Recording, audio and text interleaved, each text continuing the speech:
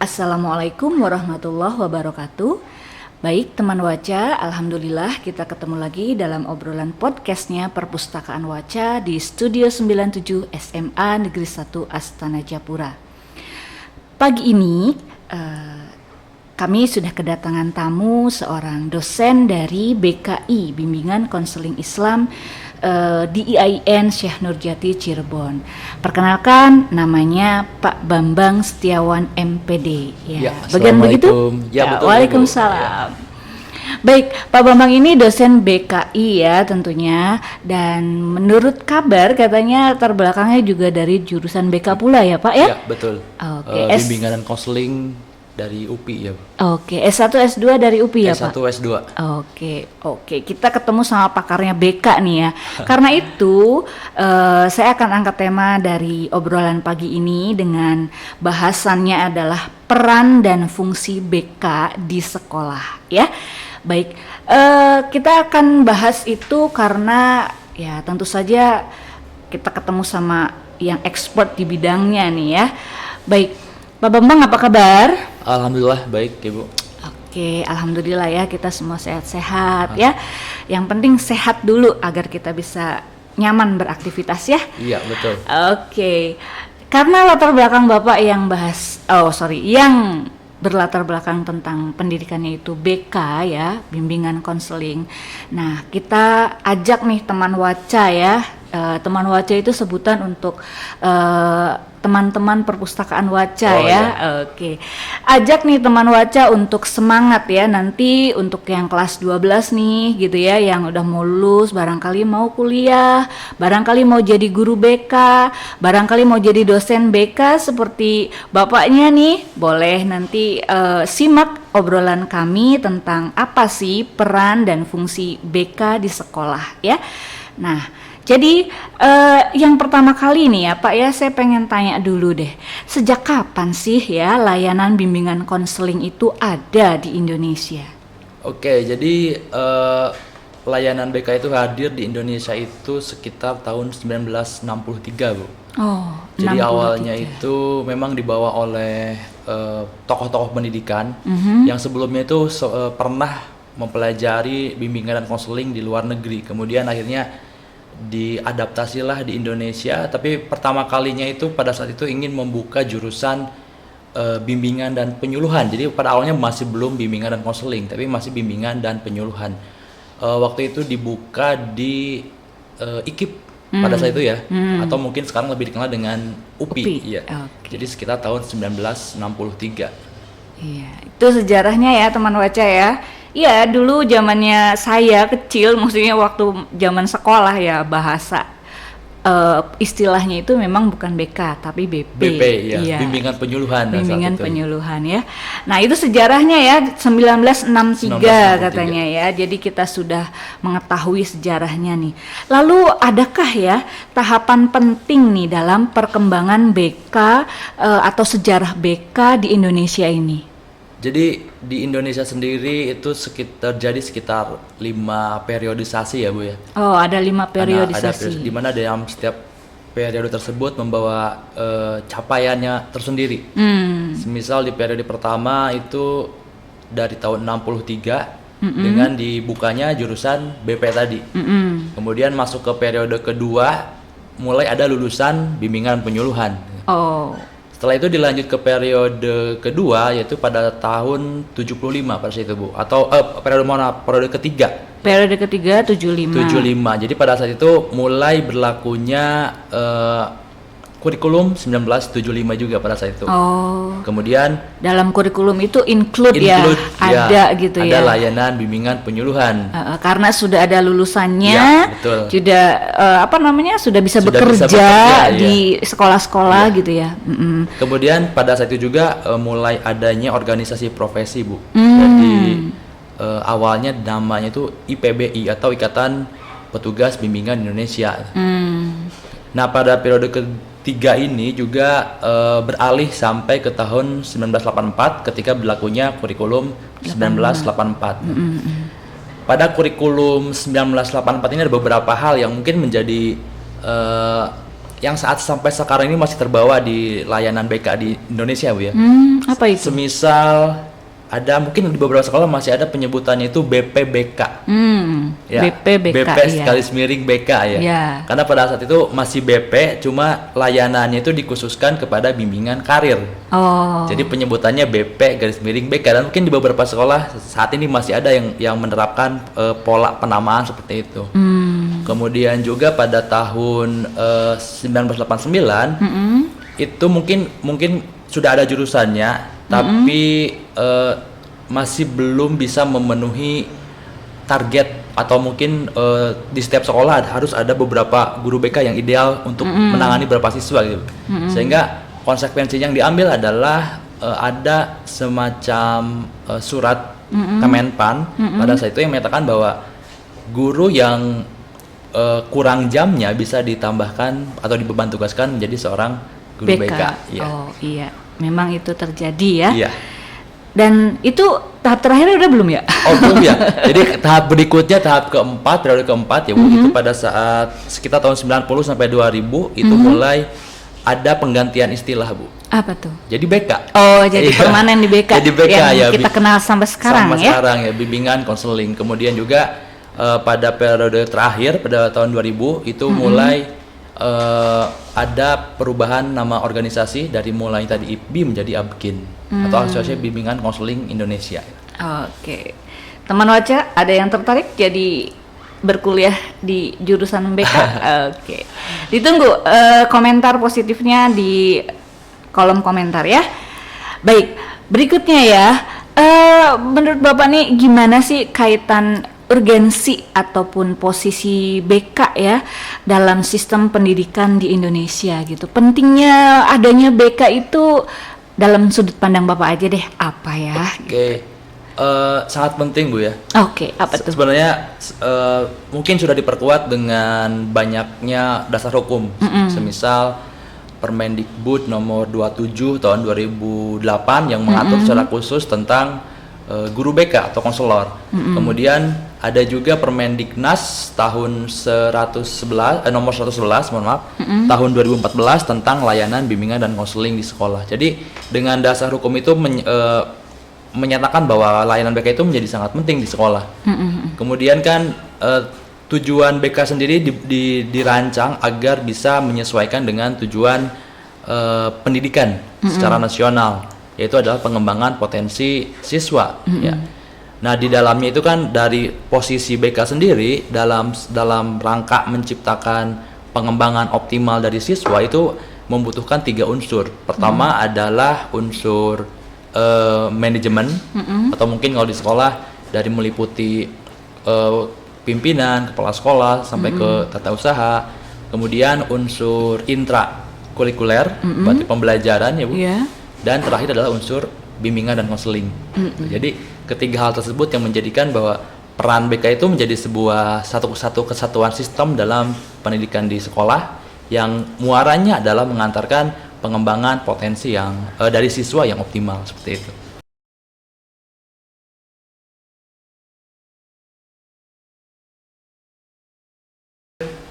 Baik teman Waca, untuk pertanyaan berikutnya nih ya, saya punya pertanyaan gini nih, gimana ya dengan penggunaan model bimbingan konseling yang berkembang di Indonesia saat ini gitu ya, modelnya itu seperti apa gitu Pak yang diterapkan di sekolah-sekolah itu? Ya, jadi di Indonesia sendiri berkembang 2 model awalnya Bu ya, jadi yang awalnya itu model pola 17, kemudian pada tahun 2000-an itu berkembang model perkembangan atau komprehensif.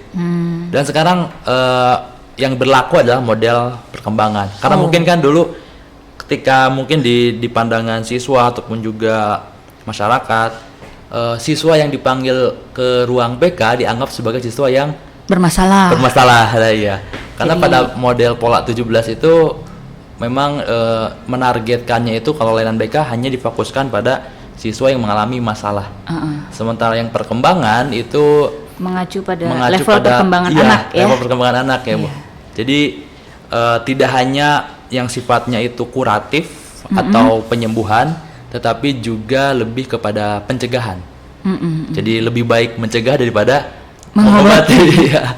Jadi itu yang ingin ditekankannya, bahwa dengan model perkembangan ini semua siswa peserta didik itu bisa merasakan terlayani oleh layanan BK. Ya, semoga teman Waca di sini juga semua merasa terlayani dengan baik dengan BKB yang ada di sekolah kita ya. Oke, tadi sudah bicara tentang perkembangan ya. Kita tahu bahwa perkembangan anak-anak di SMA itu ya dari level kelas 10, kelas 11 dan kelas 12 itu perlakuannya kadang ataupun sikap mereka berbeda dulu, lalu kemudian akhirnya kita melakukan sebuah sikap ataupun perlakuan terhadap mereka juga berbeda ya. Nah, jadi di situ dipahami bahwa perkembangan dari masing-masing siswa ini dibutuhkan dipahami oleh kami semua para guru ataupun guru BK-nya sekalipun. Iya. Baik, selanjutnya kalau komponen layanan yang diberikan BK itu sebaiknya meliputi apa aja ya? Nah, oke. Jadi di model BK perkembangan sendiri ada 4 komponen yang berlaku ya, Bu. Jadi ada 4. Layanan dasar atau yang sifatnya itu sebagai pencegahan, kemudian layanan responsif yang sifatnya itu adalah penyembuhan atau kuratif. Jadi setelah ada masalah yang dialami oleh siswa, baru layanan responsif itu hadir, dimunculkan. Kemudian ada layanan peminatan dan perencanaan individual untuk memfasilitasi perkembangan minat dan bakat siswa. Dan terakhir adalah dukungan sistem atau yang menjadi bagian manajerial, penyediaan sarana dan prasarana, dan juga keprofesionalan dari para guru BK seperti itu. Iya. Nah, itu tadi ya teman Waca ya. Bagi teman Waca yang pengen jadi guru BK harus paham tuh 4 layanan dasar ya yang sebaiknya dilakukan oleh seorang guru BK ya. Nah, yang punya cita-cita guru BK pantengin terus nih obrolannya ya. Oke, berikutnya ya, apa sih layanan yang keempatnya memang mungkin tadi ada layanan dasar ya, layanan responsif, lalu kemudian layanan peminatan. Nah, mungkin kalau peminatan ini kaitannya sama keberlanjutan pendidikan gitu kah? Atau bisa juga seperti itu. Bisa juga ya. Nah, teman-teman yang punya minat untuk bisa mengembangkan bakat dan minatnya, ya mungkin bisa konsultasi lebih lanjut ataupun bincang-bincang dengan guru BK sehingga bisa mengupgrade diri gitu ya. Bagaimana sih minatnya itu bisa terus dikembangkan, bakatnya itu bisa terus jadi lebih jadi lebih baik. Gitu ya. Baik, lalu ya, apakah dalam setiap komponen tadi ya terdapat strategi layanan yang spesifik? Nah, spesifik di sini mungkin lebih mengerucut dari 4 bidang tadi ya. Nah, apakah ada hal-hal yang sifatnya itu strategi untuk dilakukan gitu ya? Oke, gimana? Jadi di komponen pertama yang layanan dasar itu strateginya itu adalah bimbingan klasikal, bimbingan yang kelompok, dasar itu ya. Ataupun juga mungkin need assessment, pengelolaan media informasi BK. Jadi yang sifatnya itu ditujukan untuk mencegah agar siswa itu terhindar dari permasalahan. Jadi misalkan di Cirebon nih lagi banyak masalah apa nih yang sekiranya sedang dimarak terjadi pada siswa, kemudian kita berikan layanan bimbingan itu gunanya untuk mencegah atau memprevensi si siswa agar terhindar di masalah tersebut gitu. Agar tidak melakukannya ya. Iya, betul. Oke, itu yang bimbingan dasar ya, strategi yang dilakukannya. Lalu yang kedua bagaimana nih Pak? Kalau yang responsif itu konseling Bu. Yang mungkin yang paling terkenalnya adalah konseling, baik konseling individual, konseling kelompok. Kemudian ada juga mungkin di beberapa sekolah ada yang namanya layanan peer guidance atau peer counseling, home visit, kunjungan rumah kan pasti sering dilakukan ya. Home visit, kemudian juga ada konferensi kasus yang digunakan ketika konselor membutuhkan bantuan beberapa pakar, entah itu dari pihak sekolah ataupun juga dari pakar luar untuk membahas sebuah kasus siswa. Dan juga ada layanan konsultasi sampai ke alih tangan kasus. Jadi alih tangan kasus ini adalah bahwa barangkali di sebuah sekolah mengalami sebuah masalah yang dialami siswa itu kategori itu berat, sehingga di luar penanganan dari seorang guru BK, sehingga dialih tangankanlah kepada entah itu kepada konselor lain atau kepada psikolog, pihak kepolisian, BNN dan sebagainya. Tergantung kasusnya, memang yang kategorinya ranahnya banyak ya. Ya betul seperti itu. Kemudian peminatan. Nah, peminatan ini memang sangat terkait dengan karir Bu ya, atau mungkin bahkan pengembangan potensi minat bakat siswa. Misal ekstrakurikuler, ya.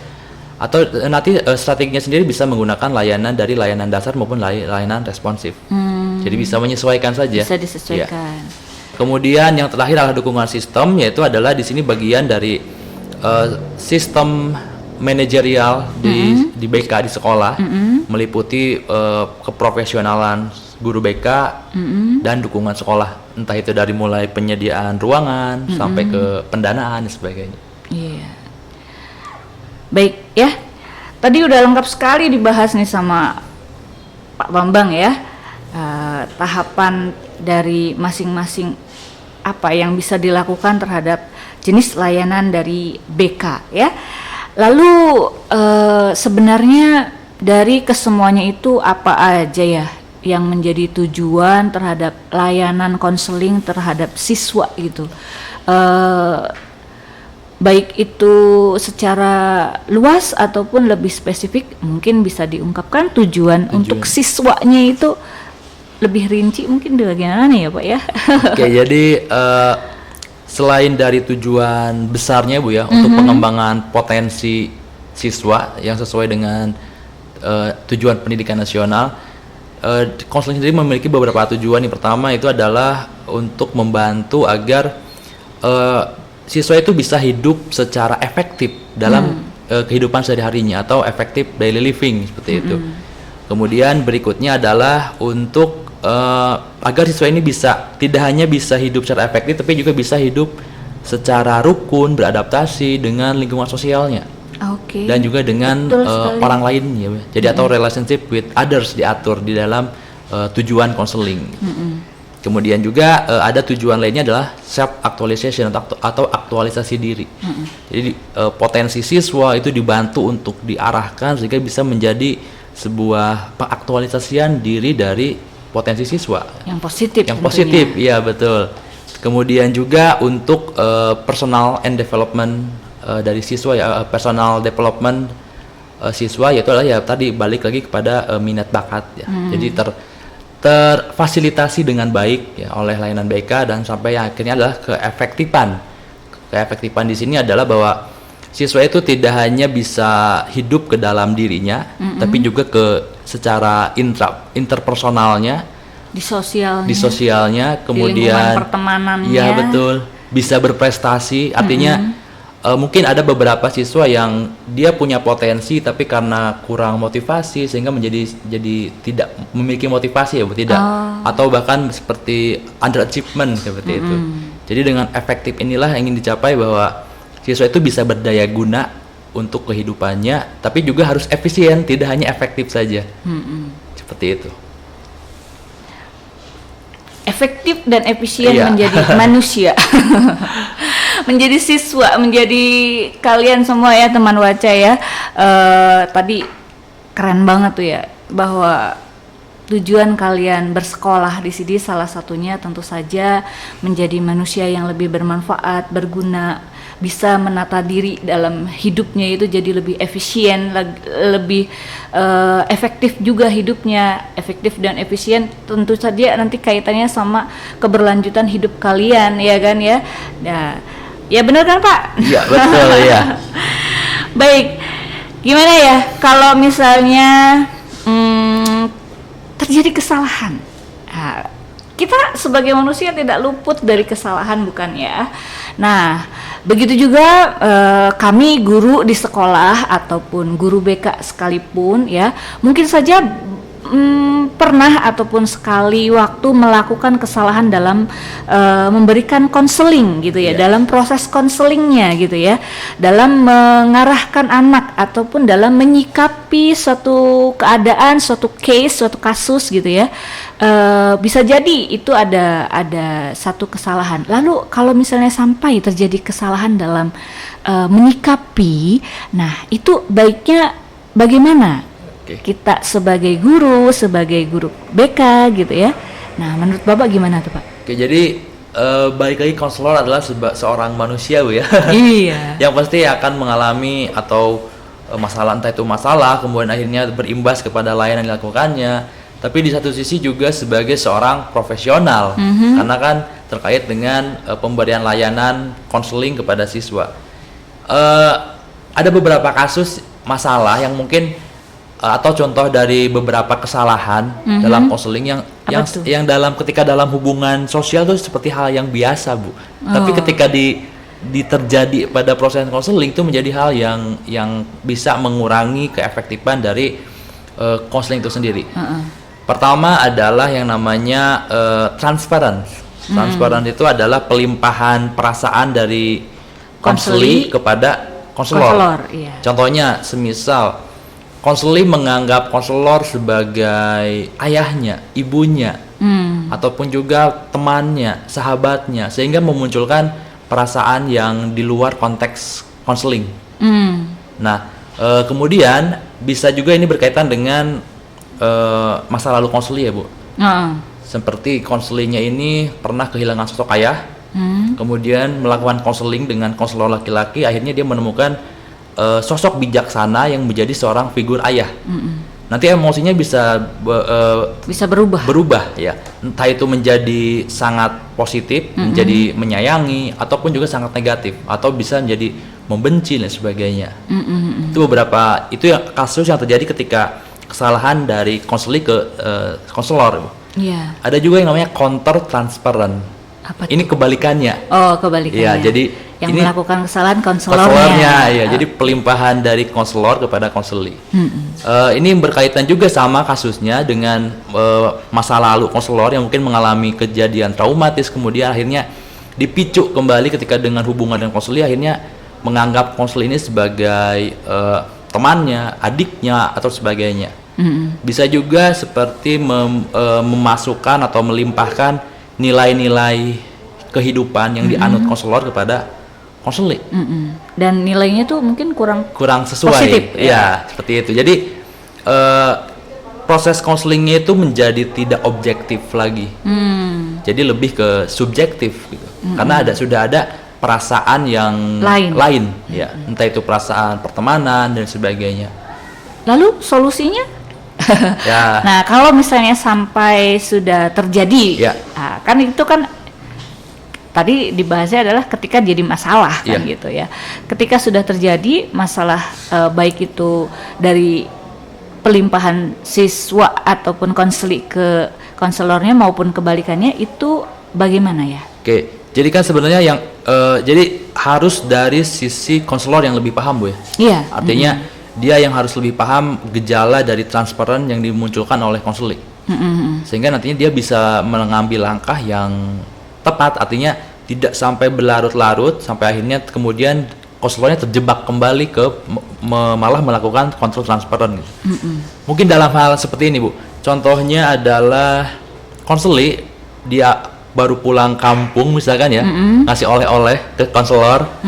Kan kalau dalam hubungan sosial itu menjadi sebuah bentuk biasa ya, penghormatan ya. Tapi ketika dalam proses konseling itu menjadi hal yang tidak boleh dilakukan gitu. Karena kan memunculkan perasaan dari konseling kan nggak enak kalau misalkan ya jadi subjektif aja gitu, menganggap konseling ini menjadi orang yang dekat dengan kita gitu. Padahal kan harusnya itu profesional aja. Jadi konselor memang harus sadar terkait dengan bagaimana menangkap gejala transparan yang dimunculkan oleh konseling, kemudian dia bisa mengambil tindakan pencegahan yang lebih cepat, lebih baik seperti itu. Oke. Ya, mudah-mudahan kami para guru di sini, guru BK juga gitu ya, mampu memberikan layanan terbaik kepada siswa di sini ya. Mudah-mudahan. Oke. Eh, apa aja nih ya yang harus diperhatikan ketika kita memberikan layanan ataupun sebagai guru BK, sebagai guru di sekolah gitu. Karena guru di sekolah juga kan mayoritas menjadi wali kelas juga ya, Iya. menjadi wali bagi anak-anak di sekolah gitu ya. Mereka menganggap orang tua Tua. di sekolah Iya. gitu ya. Lalu kemudian tentu saja ada banyak hal yang bisa dilakukan wali kelas bersama anak didiknya, Iya. anak kelasnya gitu kan. Nah, itu juga memang bagian dari layanan yang dilakukan oleh guru, yang dilakukan oleh sekolah Iya, gitu kan betul. ya. Nah, kalau secara lebih spesifik mungkin kalau udah ranahnya ke BK gitu ya, apa aja yang bisa ataupun yang harus diperhatikan ya oleh seorang konselor ya agar dapat memberikan layanan BK yang efektif. Nah, efektif di sini kan ya luas ya. Iya. Nah, jadi agar bisa tepat guna, mungkin kemudian sasarannya juga benar gitu, lalu kemudian tidak melakukan kesalahan gitu kan ya. Nah, apa aja tuh langkah ataupun yang mungkin bisa teman Waca persiapkan diri ya untuk bisa karena level jenjang setelah lulus SMA itu kan mungkin berkuliah atau mungkin bisa salah satunya berkuliah di jurusan BK nih ya. Jadi teman Waca yang punya minat atau ketertarikan untuk menjadi guru BK boleh nih ya simak dari awal tadi ya obrolan tentang peran dan fungsi BK di sekolah ya. Oke, kembali ke pertanyaan tadi ya. Oke. Nah, menurut Bapak hal atau part yang paling penting dalam cara efektif untuk memberikan layanan kepada siswa itu bagaimana ya? Oke. Tadi sempat disinggung wali kelas itu Bu ya. Iya. Sebenarnya seorang guru BK itu sebenarnya nggak boleh dilibatkan menjadi wali kelas. Iya. Iya, mungkin di Enggak sih di sini. Di sini enggak Bu ya. Iya, Ya. semua fokus Semua sebagai fokus sebagai konselor. konselornya Bu Iya. ya. Iya. Kemudian juga yang paling tepat itu adalah di BK itu kan layanan berbasis kebutuhan ya Bu. Artinya layanan itu hadir karena memang ada kebutuhan atau ada masalah siswa. Sehingga yang perlu diperkuat adalah proses need assessment atau asesmen kebutuhan siswa yang biasanya dilakukan di setiap awal semester ya Bu. Dengan menggunakan berbagai instrumen ya, Iya. atau mungkin psikotes juga dan sebagainya. Artinya di sanalah menjadi menjadi pintu awalnya tepatnya dari sebuah layanan. Apakah sesuai nggak dengan apa yang siswa butuhkan atau tidak. Selain itu juga kita konselor harus sadar terkait dengan kondisi lingkungan siswa sekitar ya. Artinya adalah permasalahan apa nih yang mungkin terjadi di sekitar lingkungan kehidupan siswa, itu juga bisa menjadi sebuah layanan yang harus diberikan. Jadi ketika konselingnya itu butuh A, ya maka A itulah yang diberikan sehingga akan tepat sasaran ya, tepat guna dan sebagainya, sehingga ya siswa bisa memanfaatkan layanan dengan maksimal. Kemudian juga pesan bagi siswa, nggak perlu takut lagi ke guru BK ya. Karena kan siap. BK itu kan hadir untuk memfasilitasi perkembangan potensi ya. Jadi bukan hanya untuk mengatasi masalah, itu kan bukan dalam artian siswa bermasalah, tapi karena sebagai manusia kan kita mengalami masalah kebutuhan ya. Yeah. Itulah yang nantinya akan disembuhkan atau dientaskan oleh layanan BK ya, solusinya akan dicari. Iya. Jalan keluarnya betul. Selain itu juga nantinya ya tujuan akhirnya adalah dengan terentaskannya masalah, maka siswa bisa mengembangkan potensinya. Ya, dan hidupnya akan jadi efektif efisien juga, sukses ya. Siap. Iya, betul. Baik. Wah, menarik sekali nih ya teman Waca ya. Untuk semua teman Waca ya, Ibu harap semuanya bisa termotivasi ya. Paling enggak kamu jadi Tadi bapaknya bilang kan ya, tidak takut lagi untuk datang ke ruang BK gitu. Konsultasikan masa depan kamu di ruang BK juga, itu menjadi salah satu jalan atau cara efektif. Gimana sih setelah kuliah nanti saya akan berkuliah di mana, saya akan melakukan tahapan hidup seperti apa gitu. Dan mungkin itu bisa dimulai dari sejak kelas 1 ya, dari awal masuk ya Pak Bambang betul, ya. ya. Nah, dari awal masuk itu sebagai siswa, kalau untuk bisa punya gambaran positif, punya gambaran sukses di masa yang akan datang, sehingga bisa efektif efisien selama menjalani 3 tahun di sekolahnya, itu ada nggak yang bisa dilakukan siswa? Untuk bisa komunikasi dengan guru BK-nya itu atau dengan wali kelasnya, paling enggak gitu ya, lalu kemudian wali kelas bisa menyambungkan ke guru BK gitu ya. Apa sih yang perlu dicari tahu oleh siswa agar mencapai tujuan yang efektif dan efisien tadi, tentu saja agar mencapai sukses di masa yang akan datang? Iya, gimana tuh? Jadi kan biasanya kalau kelas 1 itu kan masa transisi Bu ya, peralihan dari SMP ke SMA. Sehingga ya paling pertama mungkin bantuan untuk proses adaptasi. Itu menjadi penting ya. Siswa merasa dirinya diterima dulu, ya, yakin bahwa ini adalah rumahnya gitu, selama 3 tahun ke depan. Jadi proses adaptasi menjadi hal yang sangat penting. Adaptasi keluar dan juga adaptasi ke dalam diri.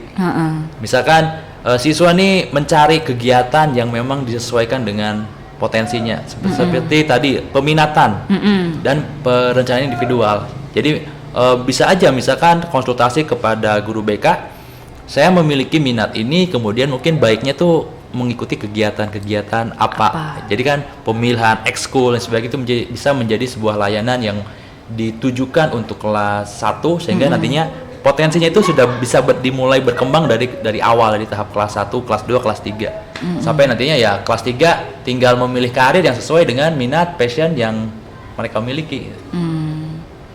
Nah, kalau kaitannya sama pemilihan perguruan tinggi, nah itu apa bisa dilakukan dari sejak kelas 1 atau kelas 2 atau kelas 3, atau baiknya bagaimana idealnya? Idealnya Bu, mungkin di kelas 1 mungkin masih tahap eksplorasi Bu ya. Eksplorasi dari siswa masih merasakan mana nih bidang pelajaran, mata pelajaran yang memang sesuai dengan bakat ataupun minatnya ya.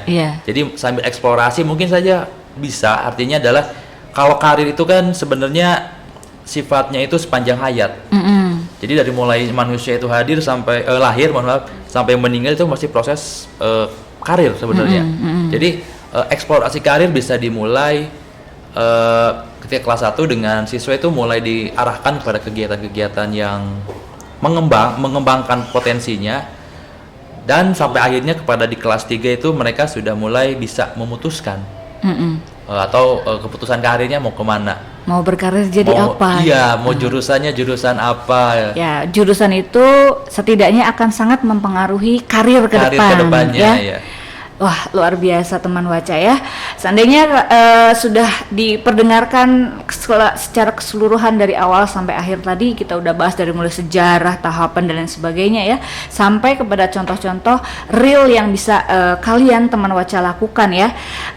Terima kasih Pak Bambang ya, udah mau sharing informasi yang luar biasa untuk bisa memfasilitasi teman-teman Waca nih ya, agar punya semangat, agar punya daya juang positif, agar bisa efektif hidupnya, agar bisa sukses hidupnya. Ibu doakan kalian semua sukses ya. Baik Pak Bambang, obrolan kita berakhir sampai di sini ya. Untuk di akhir kita ada tagline sedikit dari Perpustakaan Waca. Ketika saya ucapkan Perpustakaan Waca, nanti kita sama-sama ucapkan semua bisa karena membaca, ditutup dengan salam literasi. Oke? Baik semua teman Waca, terima kasih yang sudah like, subscribe dan komentar. Nanti ditunggu komentar positifnya. Ibu tutup obrolan kita hari ini. Terima kasih buat semuanya. Baik, Perpustakaan Waca, semua bisa karena membaca. Salam literasi. Sampai jumpa. Sampai jumpa semuanya. Terima kasih. Terima kasih.